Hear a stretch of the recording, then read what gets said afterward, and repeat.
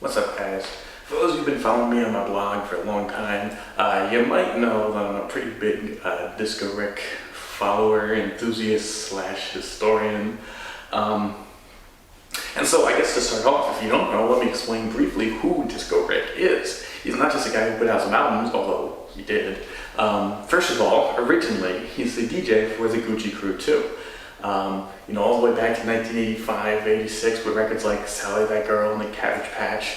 They made records for many years, and he was always the DJ. He had the two MCs, the two, and the DJ Disco Rick. So, they'd always be saying, "Where's Disco Rick at? I think he's in the booth getting ready to cut it up." So that was DJ Disco Rick from the Gucci Crew too. And then eventually he left them. In fact, he's not on their final album, G4.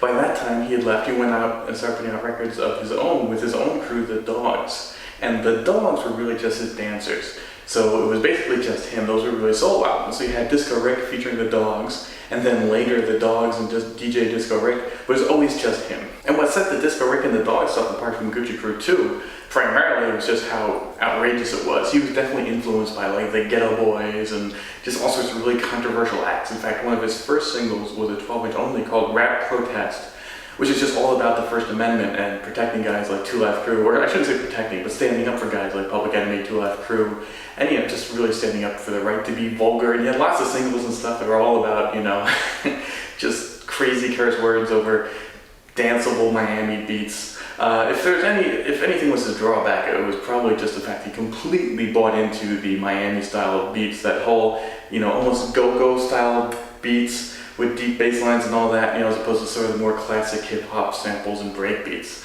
And maybe his rhyme skills weren't necessarily the greatest, but he's certainly enthusiastic. He's a hardcore MC, and he certainly made a lot of interesting records. And he also produced for other groups. He was putting out groups like Sexy C, Chosen, which was like his kiddie rap act. And over the years, eventually he split with Joey Boy Records. That was the label putting out the stuff with the Dogs. So the Dogs went on as a group without him, and suddenly his dancers had to be rappers, and they weren't necessarily very good at all, even compared to DJ Disco Rick. So they had sort of a short career, but they did put out an album or so. Actually, one of them, Aunt D, put out a solo album, and then Disco Rick went on to sign to Luke Records. And what's interesting too about these Disco Rick albums is he's no longer the DJ. He actually has another DJ doing all the cuts on those albums. He's just the MC. So anyway, DJ Disco Rick went on to sign with Luke Records. He had a new crew called the Wolfpack, which again was mostly just Disco Rick himself with an inflated crew name, although there were some guys who would appear on some songs and stuff. I remember Hop Along was one. He had a solo song on that album. But basically it was Disco Rick himself, again, as a solo artist, now on Luke Records. He was a known producer for other acts, guys like FaZe. He was a known producer for himself. He had a long history. He was a big Miami act. But like everybody on Luke Records, he didn't get paid properly. And like everybody on Luke Records, he left the label. And that brings me to the record I actually be here to talk about today, the Bankrupt Boys. You've probably never heard of the Bankrupt Boys before. They just put out this one single. It's very obscure, it's very hard to find. They just put out this one single on Bankrupt Records, which is of course them themselves. And the Bankrupt Boys are really DJ Disco Rick. And depending on which label you believe, originally, I'll say it like this, originally when the first singles came out, the test presses, it said the 2 Live Crew featuring Disco Rick. Now here it says Disco Rick featuring Fresh Kid Ice, which is a little bit closer to the truth, I would say. But really, like all Disco Rick records in the past, this is essentially just a Disco Rick solo 12-inch. This record is called Hum on My Nuts, the Official Street Diss. It's not necessarily a classy title, but the Official Street Diss, you could probably already guess from the story I'm telling who exactly they're dissing. They're dissing, of course, Luke. And so, while Fresh Kid Ice is really not much of an active participant on this record at all, I'll play a clip. He never raps on here. There is a very short audio clip, like 1 sentence long, near the intro and repeated again near the end, and I'm pretty sure that's Fresh Kid Ice, and I'm pretty sure that's all he contributed to the record. Although it's possible he co-produced it, because he and Disco Rick actually, in the 90s, started co-producing together various acts. Chosen, I mentioned them before, but they were producing him. They were producing Silence, I think. So they were actually kind of working together for a while. So he might have co-produced this, but he doesn't get a writer's credit. It's Disco Rick and somebody named Kay Roberts. I don't know who Kay Roberts is, but that's not Fresh Kid Ice. Fresh Kid Ice is Chris Wong. But it's interesting that it's Fresh Kid Ice of all people, or even of all Two Live Crew members that are on this record, and here's why. The Two Live Crew obviously had huge battles with Luke for years about being paid or not being paid. And of course, famously, Mr. Mix left and put out records like, Ooh Baby and all that stuff independently. Brother Marquise left and he hooked up with DJ Toop, who was another Luke Records recording artist who left. And they formed Too Nasty and they made their own album. Everybody left. MC Shy-D left, Poison Pine left, everybody left. Luke Records, in fact, essentially closed down and just, Luke just signed to other labels and started putting out projects. But Luke Records, as we know it, was dead. Everybody was left. Nobody's getting paid, mostly due to MC Shy-D's lawsuit. But through most of this time, Fresh Kid Ice is the one guy who stuck with him.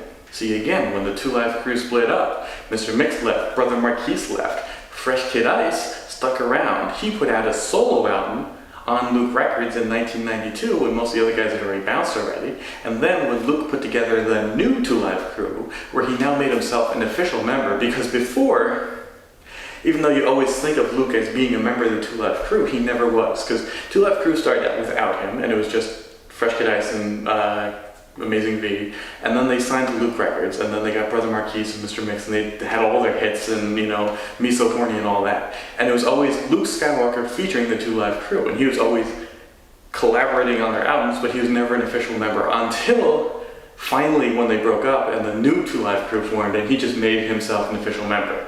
So the new Two Live Crew was him, this new guy he brought in, Verb, who's actually pretty good, and I did a video on him, and Fresh Kid Ice, the one holdover from the original crew.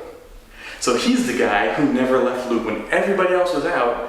When the Two Live Crew, were gone, and eventually they reformed on a new label, and eventually they did get Fresh Kid Ice back, of course.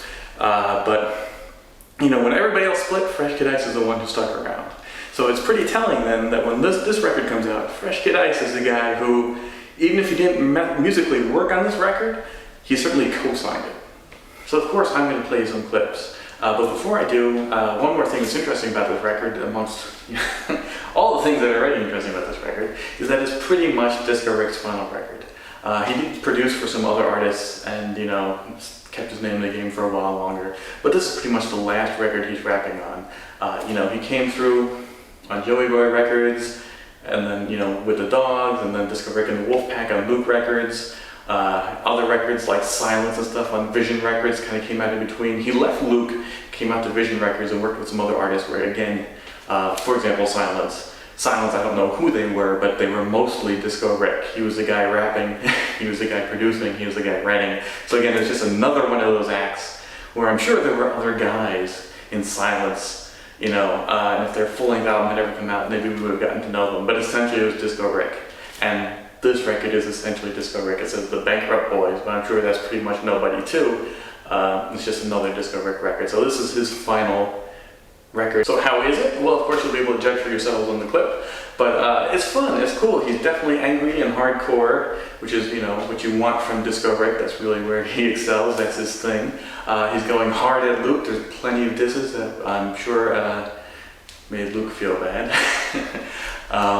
Like all Disco Rick records, I think unfortunately the emphasis is still a little too much on those kind of dancey go-go beats and stuff like that. I can't really get into it. Maybe if that's your thing, you'd appreciate it more, but it still seems more like the emphasis is on, simple repetitive hooks, which this record certainly has, and basic kind of danceable beats. This is still essentially a club record, which especially for the kind of real hardcore gritty hip-hop, I don't know about you, but I really want more of a classic, sort of, I'd rather hear Black Poet go in over, a premiere beat or something like that. So it's not that.